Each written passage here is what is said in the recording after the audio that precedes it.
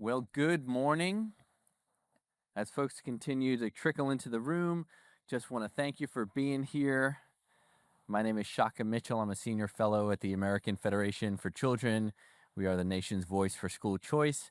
Um, I want to introduce very quickly our guests. I'm joined up here by State Representative Brad Buckley. He is the chairman of the House Public Education Committee in Texas. Thank you so much for being with us.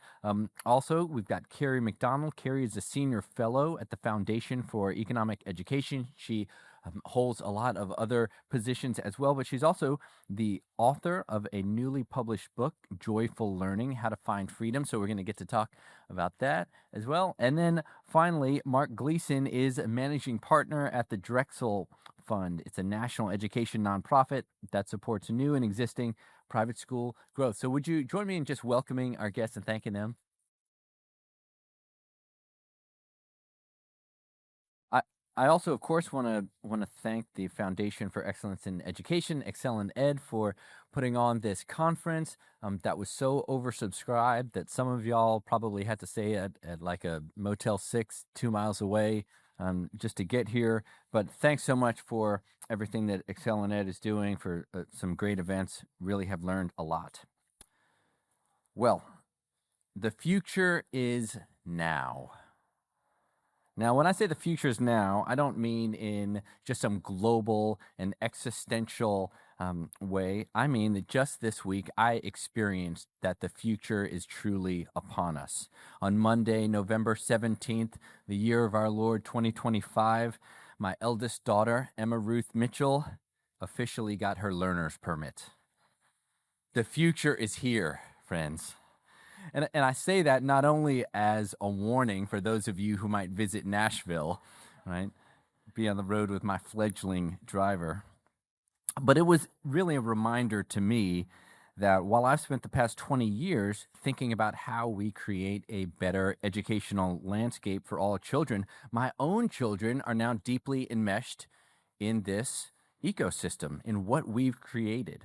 Right? The future is what we make it. Now, just like 15 years ago, I never could have imagined how that little baby girl would now be driving me to school. In school choice, what we've seen over the past 5, 10, 15 years is really also unprecedented, and we could not have imagined it. Could not have imagined that 1 million students nationwide would be participating in private choice programs, even more when we count charter schools and open enrollment. So really the future is now. But as we confront that reality that more students are availing themselves of education freedom, we've also got to think about these figurative rules of the road. What lessons have we learned that we can impart on those who continue to do the work of passing laws and implementing programs?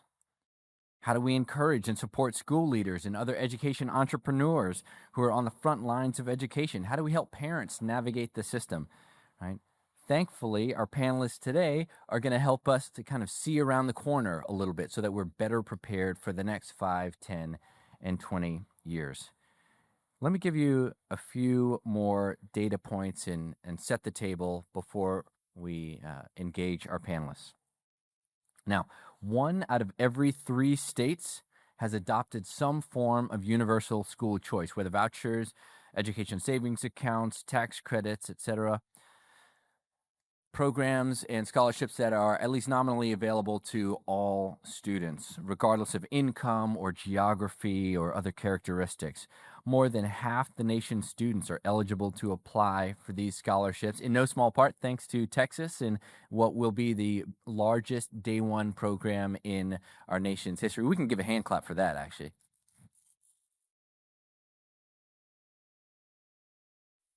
Now, based on some soon to be released, this is hot off the presses. I'm giving you a peek behind the curtain polling from ExcelinEd. 75 to 80% of registered voters agreed with these statements. Statements like parents should be able to have a choice in where and how their children are educated, even if it's not a choice that I would make for my own children. They agreed with the statement giving parents more options for where and how their children are educated results in better outcomes for students. 75 to 80%. Now, most families that participate in a choice program use their funds for a traditional form of private education, whether religious or secular. It's an education that best suits the needs of their child and aligns with their values. But nearly all these new universal choice states offer families the option to really customize their child's learning. And so there's thousands of families using choice funds to blend things like home-based curricula, maybe public school classes and virtual classes, hybrid learning settings, therapies and tutoring, dual enrollment, right? The possibilities and permutations abound. So all that's to say, I'm not going to downplay it. I really think this represents a dramatic step forward for student opportunity and for educational freedom and innovation, but it doesn't mean that we've arrived at the destination. There are still many, many students on waiting lists, students in states who are unable to find room in the school that best would meet their needs. Funding often falls well short of what a student would otherwise receive in a zone public school, right? It therefore limits the alternatives that parents can choose. It puts a governor on innovation. Another stat from the recent ExcelinEd poll, 6 in 10 voters recognize a lack of educational options for families. More than 3 times the number who say there are too many options. And so that's something I know we're going to get into on this panel. Right? That finding, by the way, cuts across all demographics.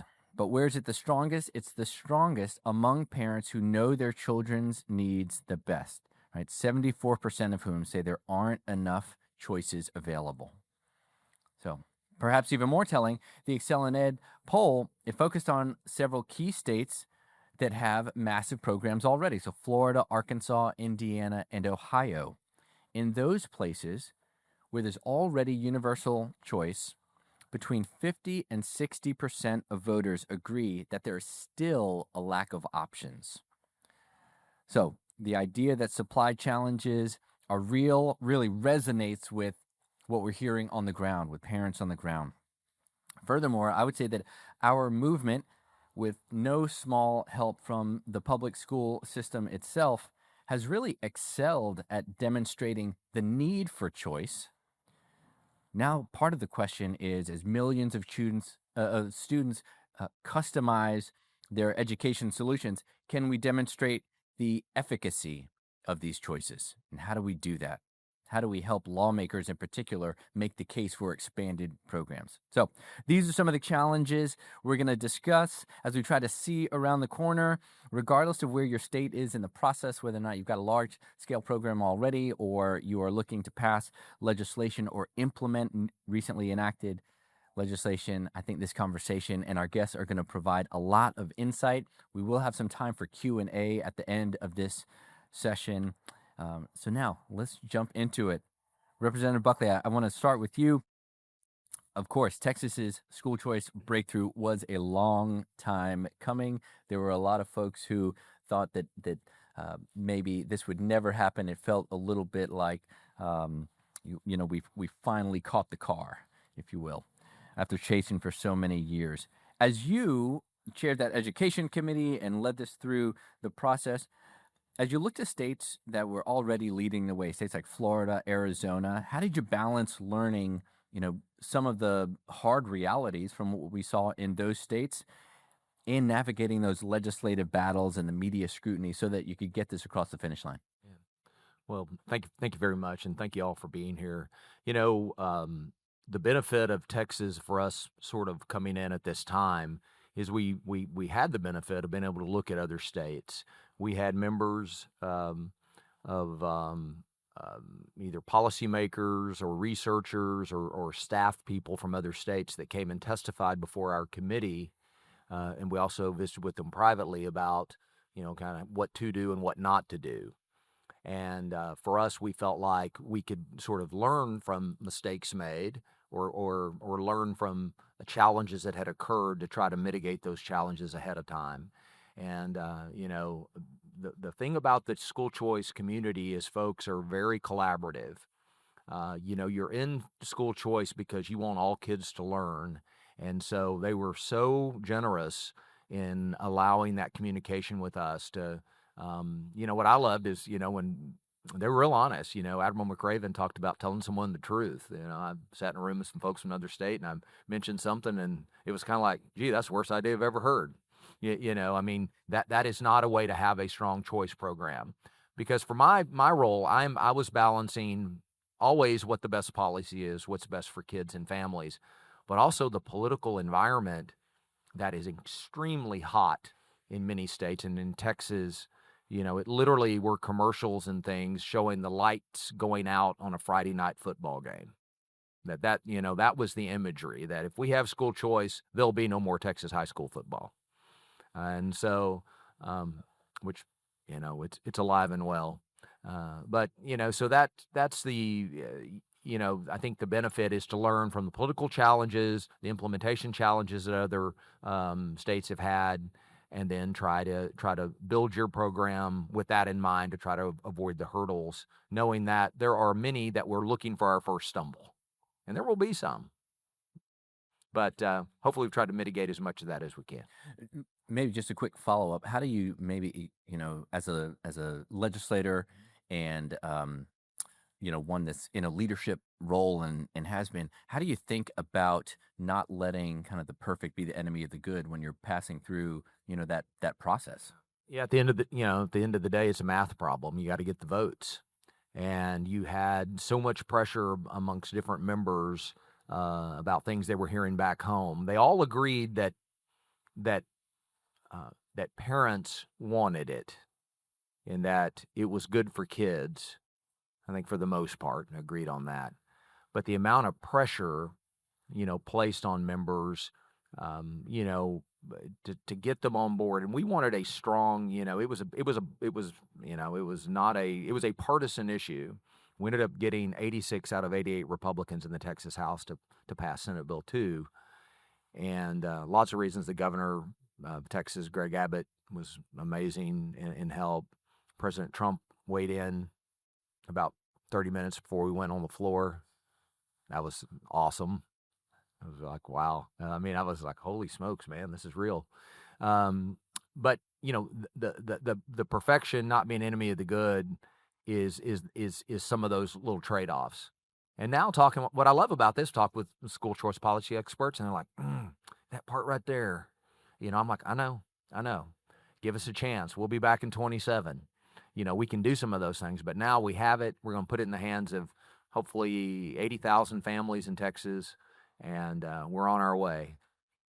Yeah, thank you. Mark, let's come to you. Will you tell the audience a little bit about the Drexel Fund? And I know you're thinking a lot about supply. Would love to know how you make decisions on, picking which schools to back and which school leaders maybe you're even going to support.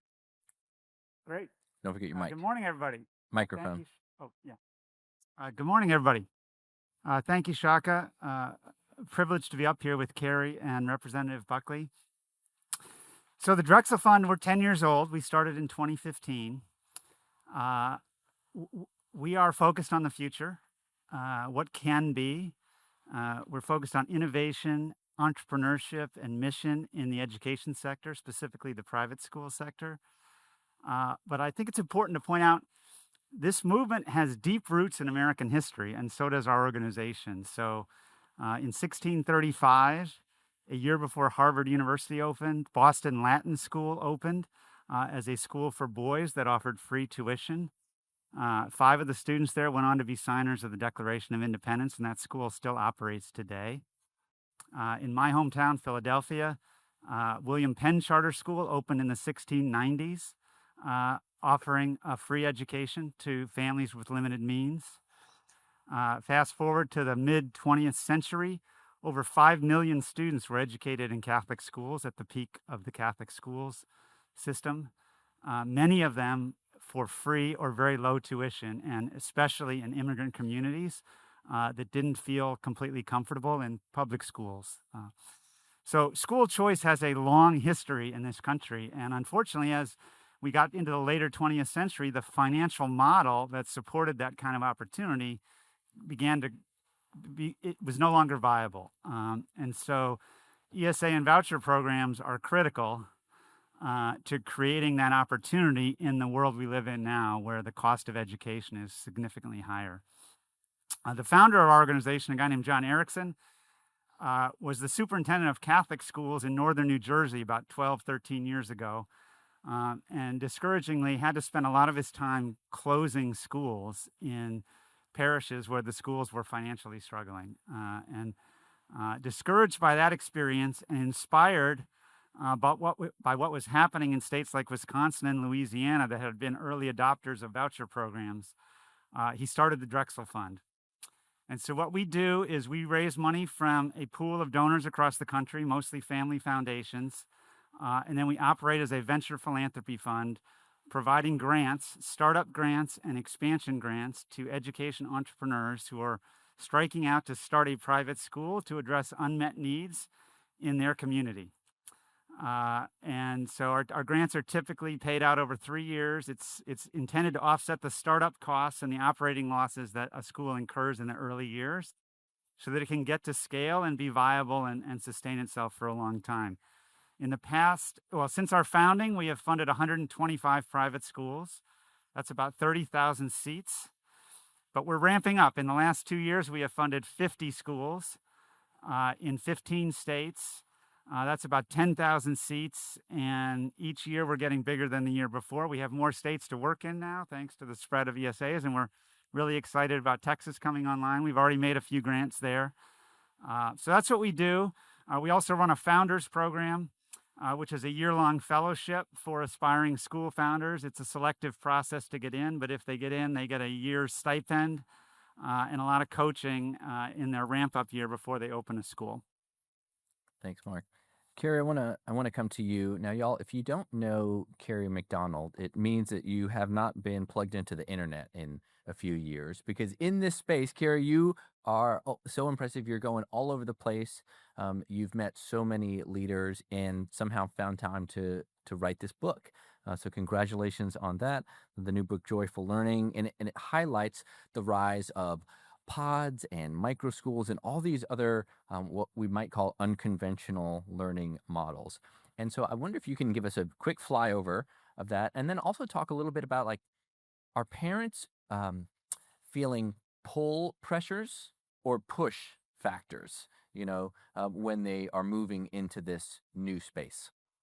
Yeah, thanks, Shaka. It is such a pleasure to be here this morning to talk about this exciting moment in American education as we are finally starting to see the choice, variety, and abundance in K-12 education options that we enjoy in all other parts of our lives.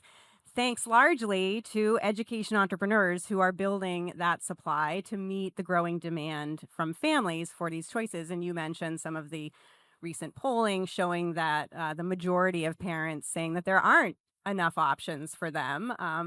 So we need to find ways to support these entrepreneurial parents and teachers who are creating new options so that families are really able to find a school or learning environment that's aligned with their personal values and viewpoints. So I think it's a bit of push and pull.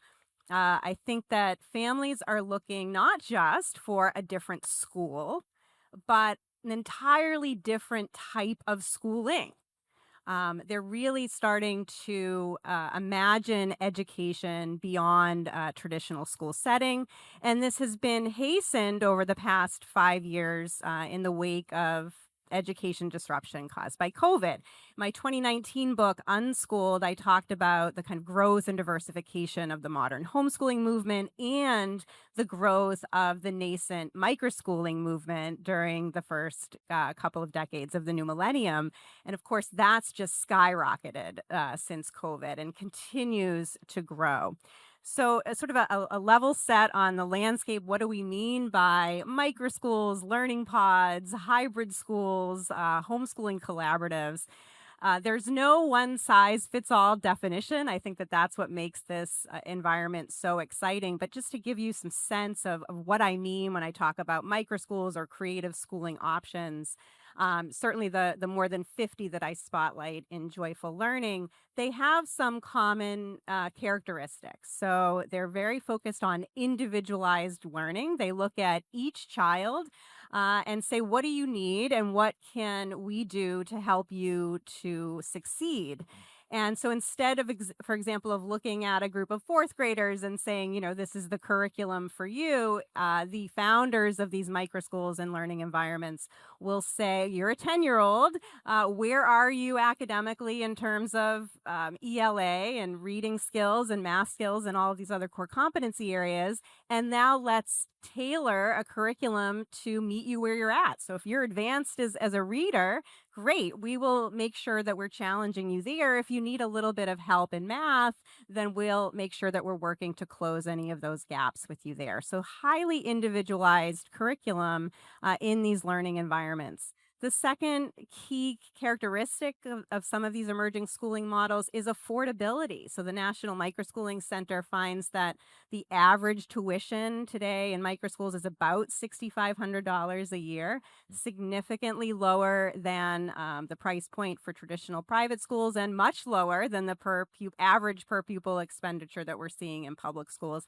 They're also right in the price point of education savings accounts and scholarship programs and some of the great work that you're all doing here to expand choice policies to enable more families to access these programs. And sort of the final characteristic is flexibility. So many of these founders operate with full-time and part-time enrollment options, so families are able to find just what they're looking for there. They'll be creative around scheduling, kind of blending core academic content time with enrichment and extracurriculars and project-based learning. And this is what families increasingly want. I know we have at the conference Amar Kumar, who is the founder of KaiPod Learning, a national microschooling network. And Amar also, through KaiPod Learning and their Catalyst program, are helping to accelerate and incubate more of these microschools across the country. He told me recently that he has about 125 prospective founders in his current cohort that are looking to launch quickly, launch soon their programs. He expects about 200 in his next cohort of prospective founders early in 2026. And he's received more than 15,000 applications from prospective founders over the past 18 months. So momentum is building. We're going to be able to meet the demand from families by expanding the supply of these options. Thanks again to these education entrepreneurs. I know Kelly Smith is also here in the room, the founder of Prenda Microschools, and he is also seeing that same momentum, particularly over the past 12 to 18 months as these choice programs grow. Yeah. Yeah. Thanks, Kerry. I mean, a lot of exciting things happening just around the country. Mark, I wonder if you might pick up on one of the things that you mentioned. Kerry alluded to it as well, and that is when we think about who is participating in programs, which families. Often we hear this critique that, well, this is just going to be a system that subsidizes wealthy families. But how do you suggest that folks in the room kind of go on offense a little bit, tell the right story? And I mean, your experience, even from all your work in Philadelphia, was quite the opposite. So how do you think about, telling a more proactive and constructive story? Well, I mentioned earlier, Microphone.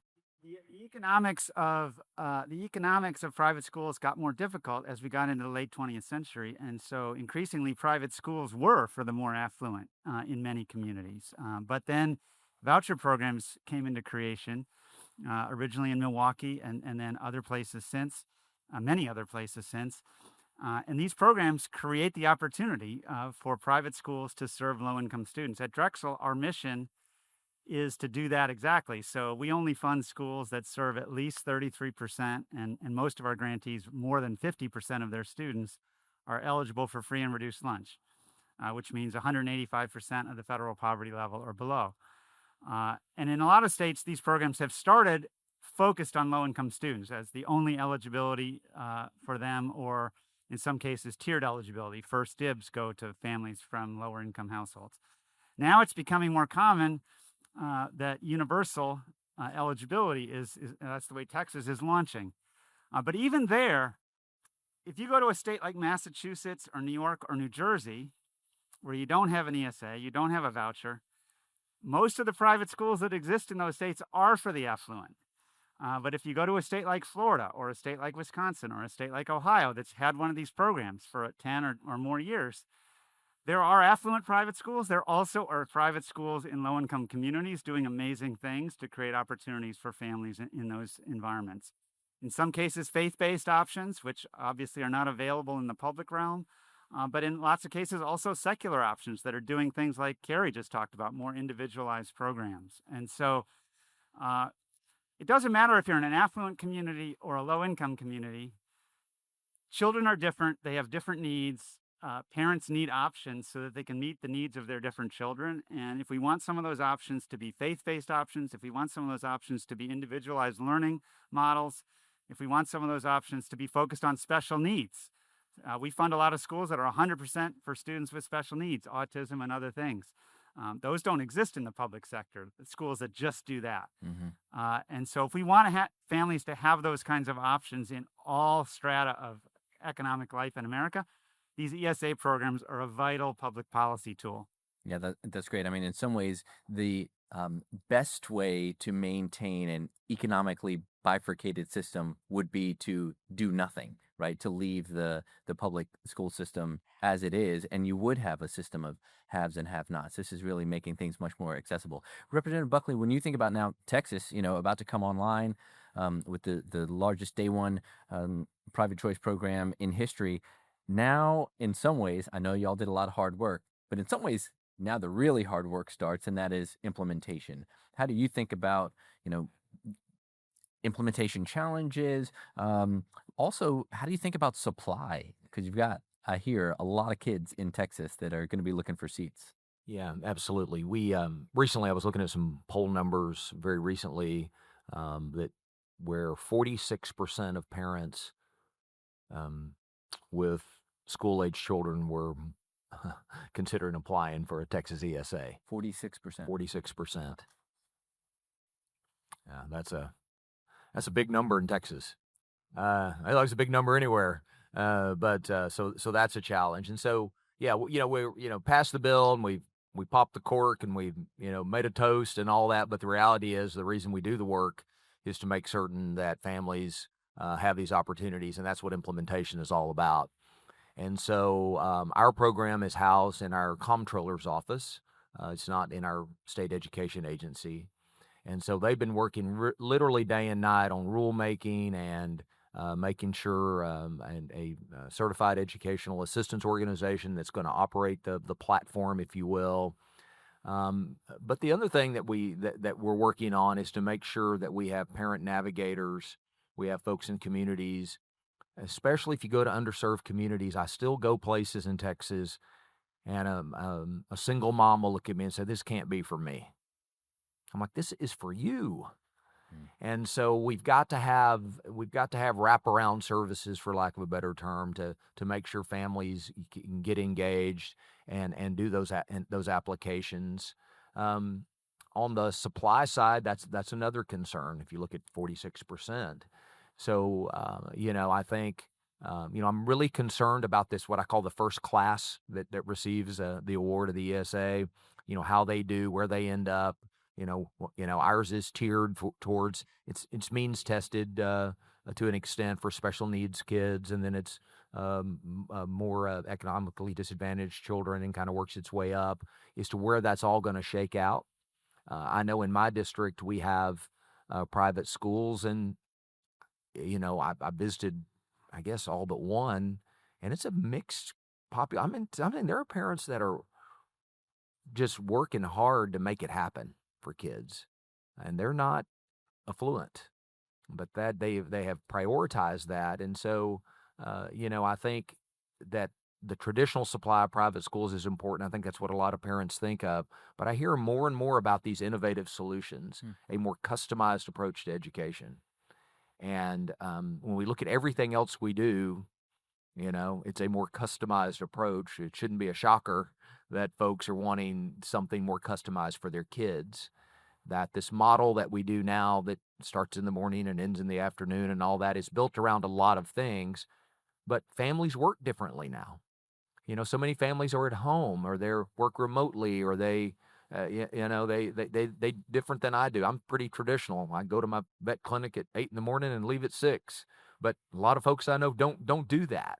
And so they have this opportunity for space. Of Texas has to make sure that we have the ability as we move forward to make sure that I say that everyone can participate in terms of on the supply side.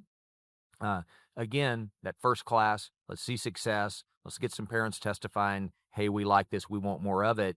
That's going to allow our program to grow, to expand, to have, to create more supply, be more innovative and such. But, implementation is the key. And we're heavily involved in that, both our folks on the Senate side and the House side, of making sure that what we said, that we meant what we said in the bill. And so that's where we're at. Yeah, thank you. As we think about really what you're describing is a new ecosystem, navigators to help parents kind of move through an educational choice system that did not exist for us, right? We sort of had a system that looked one way for most of us. We went to the place that we were assigned based on where we lived, or you paid to go to a private school, or maybe your parents paid for U-Haul and you moved. And that was about that. Kerry, as you think about this new ecosystem, part of what Representative Buckley was saying too requires programs that allow for more flexible use of funding. So how do you make the case to say, hey, it's not just about tuition. There's a whole new world out there that we need to consider? Yeah, I think thinking about expansive choice policies and also not being satisfied with the policy that might just be out of the gate that you needed to do to get your program passed. And again, kudos to so many of you in this room for implementing or expanding choice programs in your states. That makes a huge difference. And even if it's not perfect from the beginning, kind of working to improve the program going forward, I think is really, really important. I'll give an example of a provider right here in New Orleans that I had the chance to meet with on Monday. Some of you may have been here on Monday to go on the microschool tours that were sponsored by Stand Together Trust. And I was able to lead a tour to a microschool that's very emblematic of microschools that I'm seeing across the country. It's Zoe Learning House. And it was founded by a former public school teacher, Emily Barnett. She taught in public schools and private schools for 15 years before deciding to become an education entrepreneur. She was also herself homeschooled K-12. And so when she started to think about becoming a founder, she wanted to bring the best of homeschooling and sort of the freedom and flexibility and personalization that she found in that experience with the best of schooling and having professional educators teaching children in, again, an individualized learning environment. So she opened her program in the fall of 2024, last fall, with 10 kids. And now she has over 42 kids with a waiting list.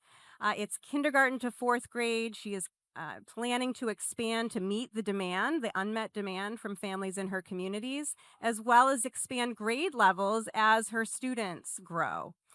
And she mentioned to me that she is an approved provider of the the Louisiana Gator Scholarship Program, the new ESA program here in Louisiana. So she's an approved provider for that program that's being phased in to reach universal eligibility. About half of her current students are eligible for the program now and applied for it, but none received the scholarship because, again, like so many of you are confronting in your states, there wasn't enough funding to go around. Here in Louisiana, more than 40,000 families applied for the scholarship, and only 6,000 scholarships were issued. So thinking about ways to kind of close that gap, I think, is really important. Even so, even with her families not receiving the scholarship funds, her program is priced at a point where lower income and middle income families can still access her program. So her 3-day-a-week program costs about $4,200 a year. and she's expanding to 4 and 5-day programs next year. And she wants that sort of flexible enrollment option for families so they can kind of customize their week, what they want for their kids. So already more affordable for more families, but if we can, again, expand those choice programs, more and more families will be able to take advantage of these. Yeah, thank you. Kerry, let me just stick with you as you're thinking about how the range of options continues to grow, and we know that it's going to continue to grow around the country. As I mentioned when we began, I think a lot of folks in this room, a lot of folks who are in kind of this broader choice movement, have done a really good job of expressing the need for choice and demonstrating the need for choice. How do you think about demonstrating success, particularly in these less conventional, modes? Yeah, it is a great question. I think let's look at consumer behavior. What are the choices that families are making for the education of their children when they have choices? And Florida is a great example. Now, the majority of students, K to 12 students in the state of Florida, are attending a school of choice. So less than half the students in Florida are attending an assigned district school. They are choosing charter schools, they are choosing private schools, micro schools, these learning pods, and homeschooling in all of its variations. That is showing that in a state with a history of robust school choice programs and now universal eligibility, that families are finding and building the education options that are right for them. So that is where we should be looking for examples of success. That is what families want. And I think that we want to think about the idea that what we might think of as success or quality or the type of school that we might want for our children might be different for our neighbor or for someone else down the road. That we have the opportunity now to be able to allow families to find just the right learning environment for them and their children that's aligned with their values and viewpoints, even if it might not be what we personally choose. Yeah, Representative Buckley, I want to come to you to maybe follow up on that question. Carrie, as you were describing that, I was thinking again about my teenager who just started driving, and if you ask her what successful driving looks like, she would say it looks like a pink candy paint Ford Bronco that she's cruising down the road in. I would say it definitely does not. And really, what it looks like is her getting home safely, which is to say that success is a little bit in the eye of the beholder in that instance.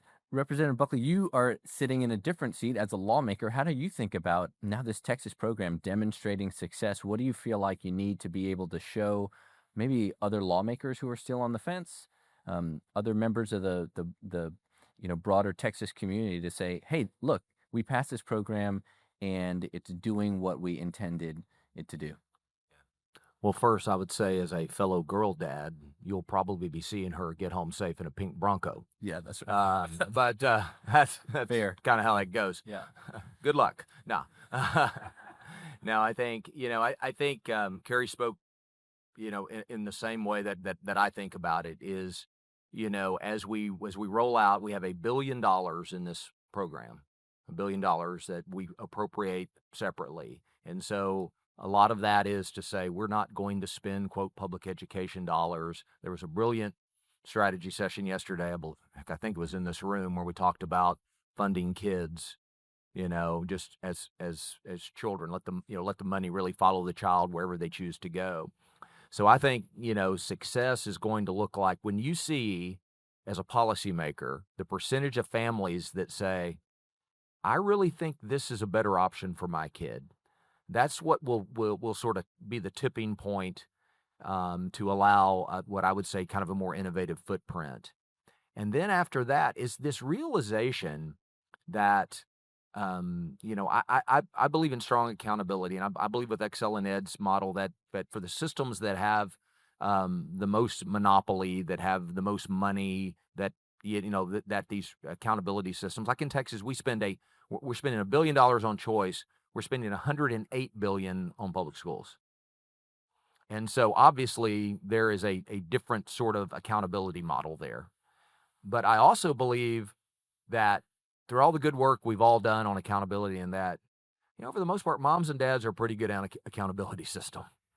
I think we don't give enough credit to moms and dads of saying, yeah, this is, my child is not, receiving what they need or they're not learning. But then the other thing you're going to see is how well, and the whole reason we do school, how well do these kids graduate, whatever they pursue, whether it be higher education, workforce, what have you, how do they launch themselves into their future, and how well do they do, and how well do our states and will our country do? To me, all of these things are connected. And so what I'll be watching for is how many parents are looking for something different. What is the landscape in Texas that will allow them to do it? And what do we need to do on the policy side to continue to create more choice options and hopefully have a system that matures like Florida one day, where, parents are given what I call as many tools in the toolbox as you can have. Mm-hmm. Is there one particular place where you are especially looking forward to, Texas maybe leading the way and sort of showing what's possible for other states? We mentioned now 1 in 3 states have programs like this, but that means 2 and 3 don't. 2 out of 3 don't. Yeah, I think we've talked about the largest day one, what have you. To me, that's great. I don't keep track, but I do think what we can lead the way on is, for right or wrong, is that people, look at Texas. We're big and we wear cowboy hats and we do carry guns, and so that they'll be looking at us. And so Texas, I think, can lead the way in one way. If you're in a state that where it's been politically difficult, give me a call. I've been there with you. I can tell you what to do, but more important, I can tell you what not to do.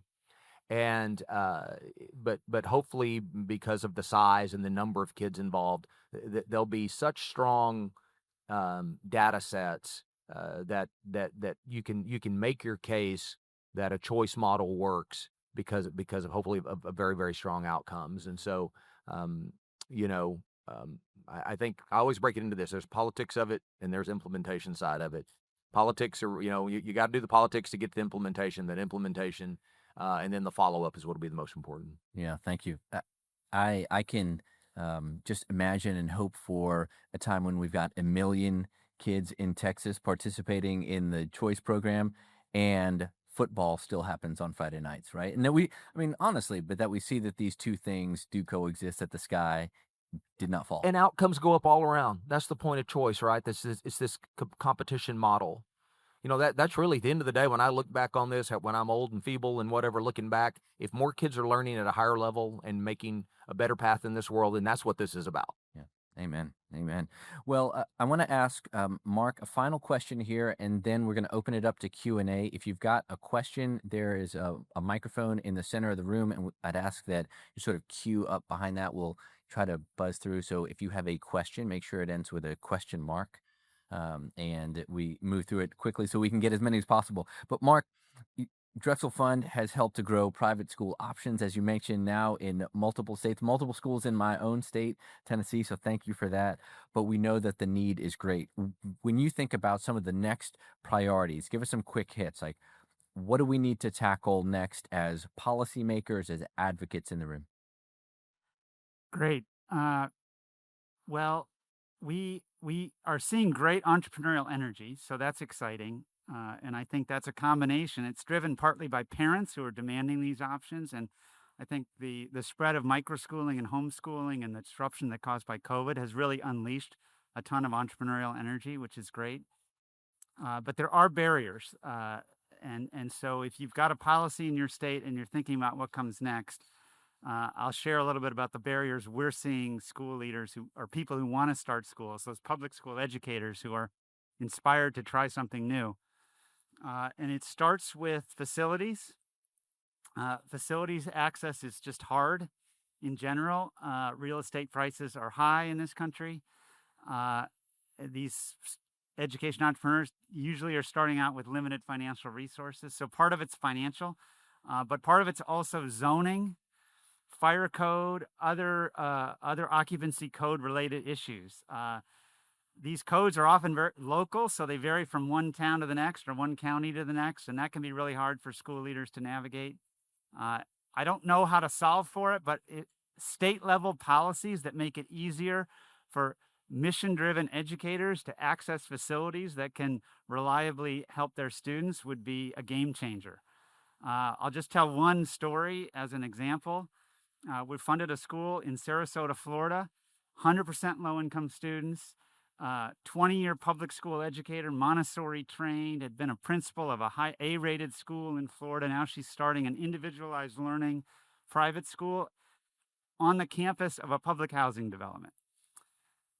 The year before she opened the school, the same facility that she rented had 30 preschool kids in it, 2, 3, and 4-year-olds. When it was time for her to open her kindergarten and first grade school, the fire marshal said no. The fire code requires a completely new sprinkler system for $100,000 before I can let you bring a kindergartner into this school. Now, 6 months earlier, there were 23 and 4-year-olds in this school. And so it's a nonsensical policy gap that nobody intended to be there, but it's there. And that exists all over the country. So that's a major barrier. The other thing I'll mention is the timeline of how parents access school choice policies. So, parents have to apply to a private school. They have to get accepted. They have to apply to the ESA program. They have to get a scholarship. Those things have to happen in a timeline that fits together. And in some states, what we've seen, generally lower income communities, lower income families, they're slower to think about school for the next fall. They apply later in the cycle. And so if you set early application deadlines for an ESA, what you will find is that you will have fewer low-income students participating because they're less likely to apply by the early deadline. And by the time they actually decide to apply to a private school and maybe get a seat, they might have missed the window for applying for the ESA, and now they can't go. And it becomes kind of a chicken or egg struggle. And that's a struggle for the schools too, because we've had, a brand new school that's starting up. They often don't fill all their seats till July before they open in August because then nobody knows who they are. So it takes them a while to build name recognition. Well, if families had to apply by April 1st to get the ESA, that school doesn't know how to open because they're enrolling families who can't access the money. So how are they going to pay the bills for the first year? How are they going to pay the teachers for the first year? So the timing of these programs really matters. I would encourage some kind of rolling admission cycle where there's an early cycle for families that are on the ball and want to get their answer quickly, but also have an option for families who are later in the game to still be able to access the program. Yeah. And Shaka, I just want to add one last thought. Going back to the accountability conversation, I went and visited one of our grantees yesterday in New Orleans, and I rode back here to the hotel with a Lyft driver, and I started asking her about her kids and school, and she cared about accountability. She wants to know how the school is performing, but in her previous district in Houston, high-performing school, her student was getting bullied all through the school year. And so he couldn't access learning because he was getting bullied. And so for her, now she's in New Orleans, she's accessing the choice program, and she's in a private school here. Her student is blossoming because he's not getting bullied anymore. And so that's a perfect example. I'm sure the school in Houston, for the majority of its students, is doing a good job, but for this family was not doing a good job, and they needed a different option. And so accountability in that context is all about making sure there are other options for that family. Yeah. Representative, did you want to add to that? I agree. I think that's kind of the parent knows best. We were talking about that there is that component. There are the obviously the outcome and the test results and this and that and all that. That's great, and we're all in on it, and we're very robust on that in Texas. But that's a great example of this parental accountability piece that I think is so important, and that the expectation where she decides to take her child now is that this young man will not be bullied. You know what I mean? What it does when parents have choice, it's like everything else. When I am choosing you, it creates a different behavior. You know what I mean? In everything else in this world that we do, is that choice really unlocks, it often creates a better outcome and better performance on those that are being selected. Yeah. Yeah, sure, Kerry. And I'll just remind folks, if you have questions, we're happy to take a few questions. Please do come up to the microphone, and we'll take one right after this. Kerry. Yeah, I mean, I think it's also worth mentioning again the recent NAEP data that finds sort of historic lows or record low proficiency rates for high school seniors. Only 22% of high school seniors are proficient in math, only 35% of high school seniors proficient in reading. And these students are learning in highly regulated, highly standardized, quote unquote, accountable schools.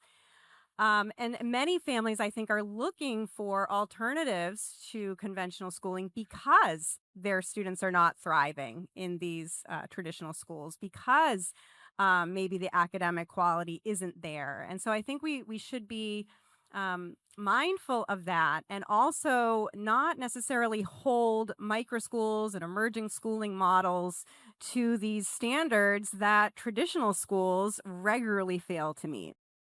Yeah, thank you. Okay, questions from the audience. Please do use the microphone. Rick Townsend, state rep out of Georgia. Just a quick question. You mentioned some numbers earlier about how much you're going to spend on the program and how much you're still spending in public schools. I'm taking notes. I'm a late kind of fan to the school choice option. Always been a fan of school choice, but I always kind of guarded the public monies. I'm a retired superintendent, so go back a little ways. Yeah. The political concern was that we would be, quote, taking money for our public schools to give to families with kids already in private school. That was the narrative. If I heard that one time, I heard it a million times. And so what we did, very deliberately, we have what's called the Foundation School Program that goes into our budget at the beginning of every biennium. Basically does kind of estimates the enrollment. We plug in our formulas and we generate those kind of dollars. Through our general revenue, we did a separate appropriation. We even housed the program in the comptroller's office and kept it separate from the Texas Education Agency. And so it, operates independently. And then at each session, I think, and this is one of the things we'll have to contemplate, each session we will have to appropriate again. And I think one of our struggles will be the number of kids on the wait list, and then matching that with the capacity that's available, and then coming up with that right number. We want every kid that was in it to keep getting it, and we have those arrangements made. But how do we also make sure that we have, continue to fund it in a way where we allow it to grow and to thrive? But that's why we separate it like that. And it was really I think the only way we could have gotten it done. Yeah. Thank you. Next question. Hello, Greg Marcus from Minnesota. Texas, like many states, has got a significant rural portion of the state. Could you and anybody else talk about the political element of getting universal school choice in a rural state, and also then the implementation of meaningful school choice in areas that probably don't have so many schools to choose from? Yeah, that was a great debate, and many of the on the Republican side, many of the Republican members that wouldn't come around in the previous session to vote for school choice were from rural districts, and where there is really only one choice. And we felt like that we had the guardrails to protect the funding. And it's an interesting argument that's often made. Well, we don't want school choice because we want to protect our rural schools. Oh, by the way, we don't have another choice. Well, which is it? I think parents are parents.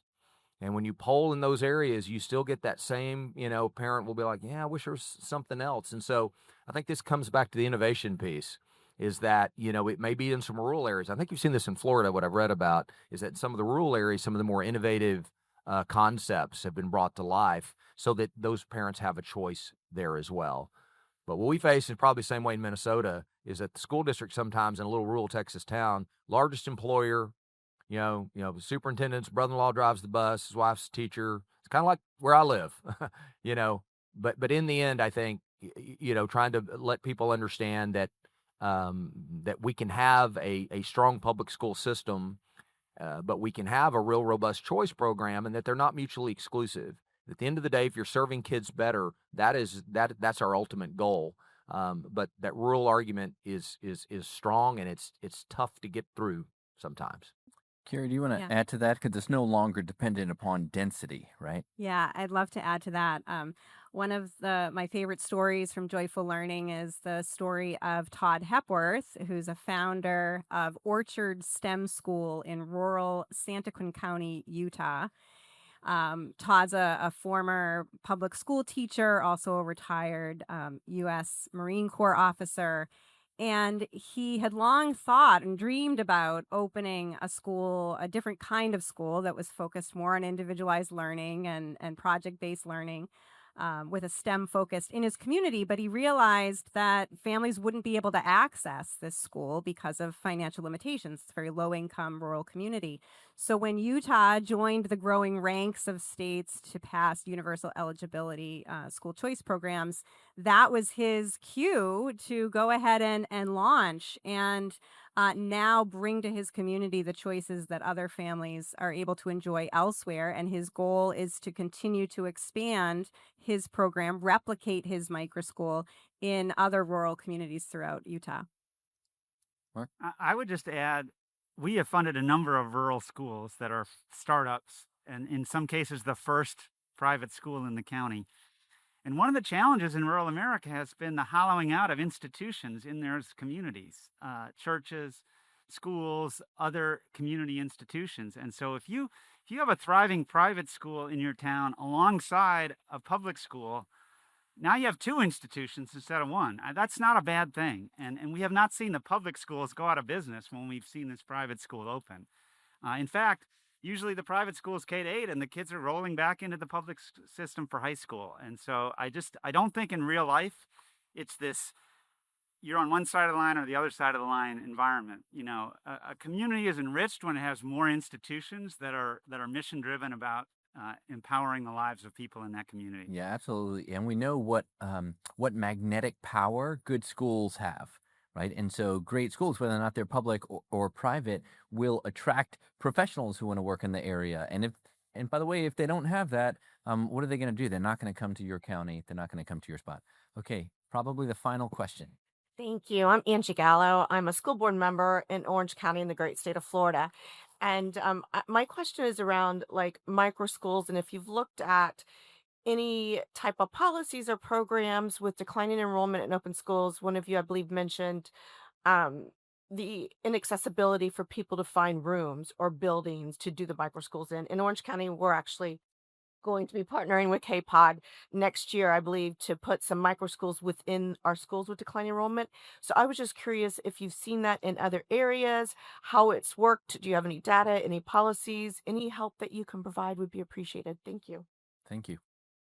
Yeah, I mean, I think that certainly that would help to solve some of the building challenges. And I think this is what you were talking about too, Mark, just finding locations that are suitable for these programs. I'm also really excited about the competition, the competitive pressures that we're seeing from these private schools and micro schools and choice options, leading traditional public schools to innovate and find ways to give families what they're looking for to attract and retain those families. A particular example of that is in Indiana. George Philhauer, who I think is actually right now in another panel talking about rural schools. He's a superintendent of schools in Indiana who's helped to launch the Indiana Microschool Collaborative and really bring microschools into the public sector because that's what families want. Families in Indiana now have lots of choices around microschools, charter schools, and so on. So public schools are now stepping up to compete to attract and retain students. Yeah. Thank you so much. Thank you for the questions, your attentiveness. Would you join me in thanking our panelists, Kerry McDonald, Mark Gleason, Representative Brad Buckley?